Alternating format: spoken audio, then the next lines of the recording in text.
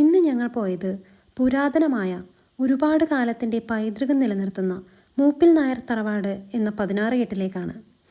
തനിയാവർത്തനമടക്കമുള്ള നിരവധി cinema documentary ചിത്രീകരണങ്ങൾക്കും നേരത്തെ മൂപ്പിൽ നായർ തറവാട് പശ്ചാത്തലമായിട്ടുണ്ട്.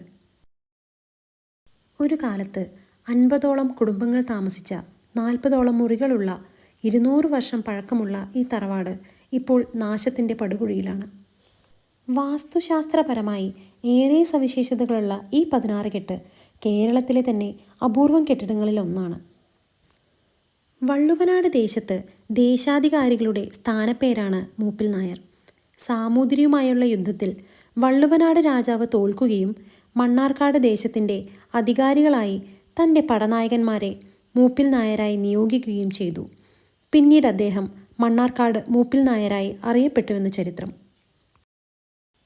ഒരു നാടിൻ്റെ ചരിത്രവും പാരമ്പര്യവും പ്രൗഢിയുടെ അടയാളവുമാണ് ഇപ്പോൾ പരിപാലനമില്ലാതെ നശിക്കുന്നത്.